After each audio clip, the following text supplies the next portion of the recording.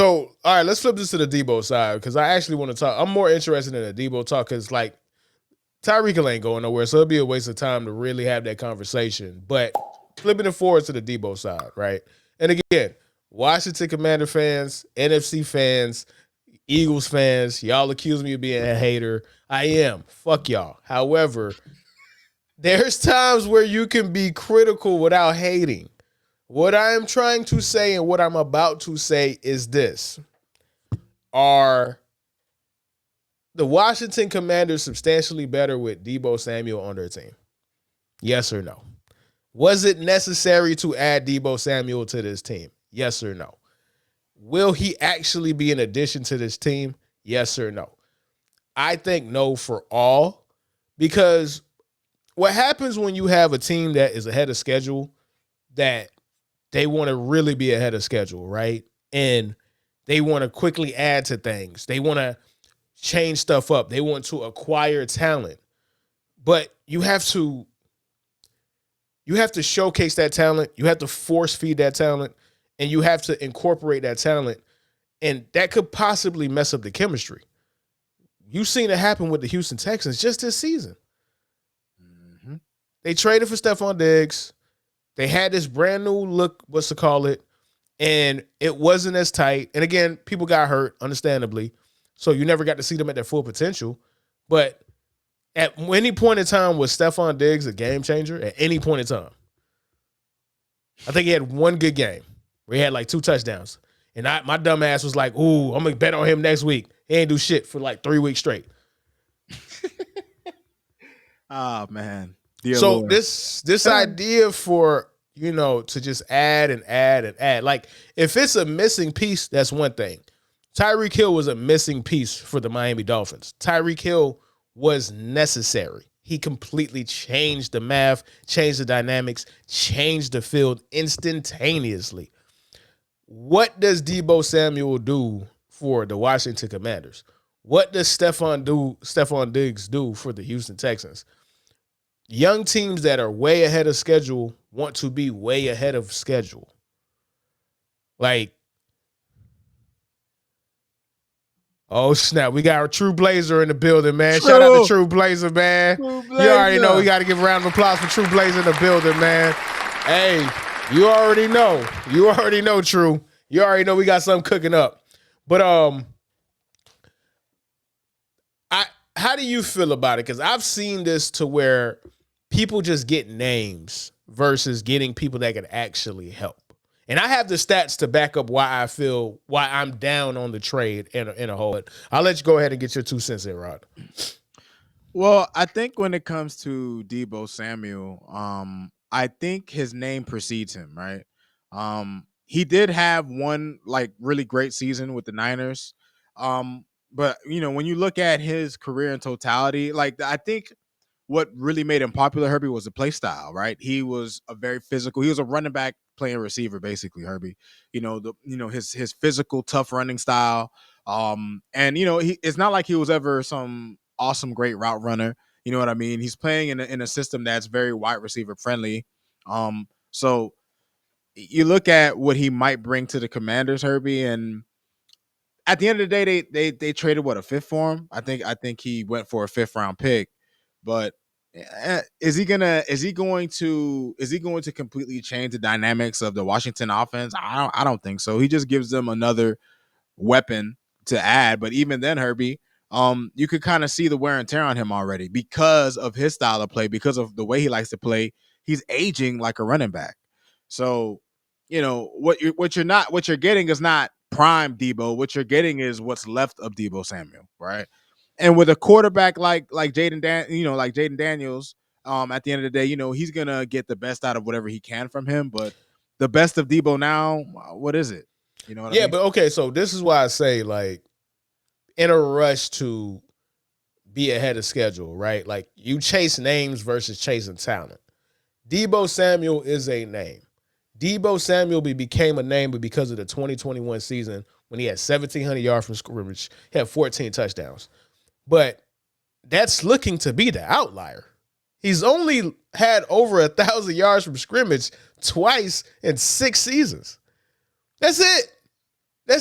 what happens is, and we seen it with Brandon Ayuk last year, people have a season where they're supposed to be up for a contract, they play out of their minds, and they come back to reality. Deebo Samuels, and I'm going to give it to you, rookie season had 900 scrimmage yards. Second season he got hurt, he only had 1,400. Third season is the breakout season, had 1,700 scrimmage yards. Fourth season, 800. Fifth season, 1,100. This past season, 800. He's closer to being a 800 scrimmage yard guy than he is a 1,700 scrimmage yard guy. And y'all just traded for him. And y'all are going to try to feature him with your young quarterback. That's going to take away stats from Jahan Dotson. That's going to take away snaps from Terry McLaurin. That's going to force people to utilize him. And their name is not what's the head coach from the 49ers? Kyle Shanahan. So y'all are getting Kyle Shanahan player without Kyle Shanahan's offense. I bet. We'll see how that go, dog. People forget, man, scheme is a big thing in football. Scheme is a huge thing in football.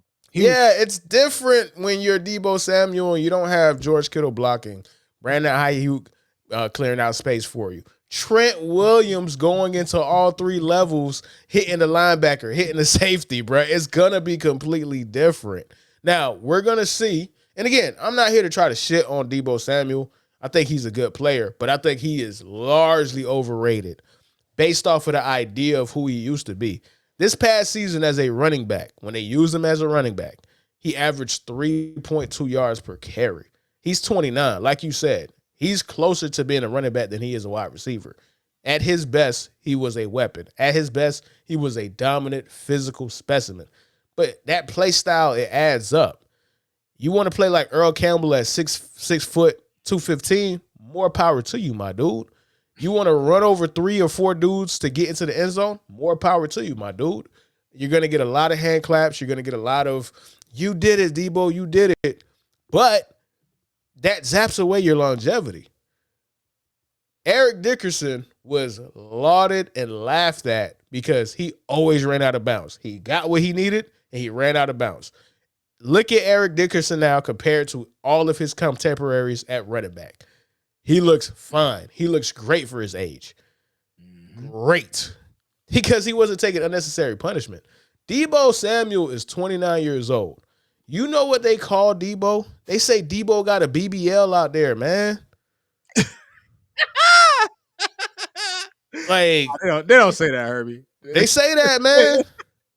They say Deebo got a BBL because he came into the season chubby. He looked fat coming into the season. They say Deebo when he got a BBL. Deebo looked like he had a gorilla on his back trying to break to the outside this past season, bro. Like, he looked like he had a gorilla on his back dragging him while he was trying to break. 3.2 yards per an attempt. And again, we maybe I'm tripping. I'll just go by his rushing attempts.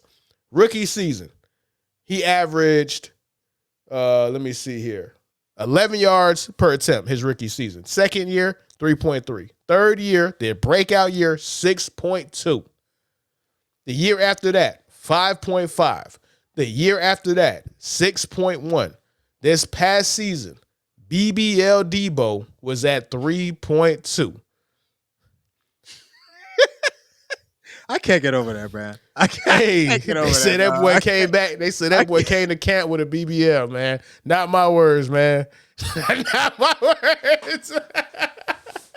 They say that contract he got went to work. They said Deebo went to work when he got that $25 million a year, man. That's wild, man. Went straight to Columbia, came back with a BBL, man. They call him BBL Deebo, man. But all I'm saying is, listen, man, this idea that we just have to celebrate every trade because it's a transaction, especially, again, we'll go back to it. We will go back to it. This is the list. Who is great from this list outside of Jerry Jeudy? Mike Williams was a dud. DeAndre Hopkins was a dud. It was a relative dud.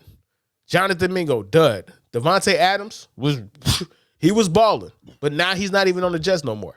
Jahan Dotson, Stephon Diggs got hurt. The reality of the situation is they might, yes.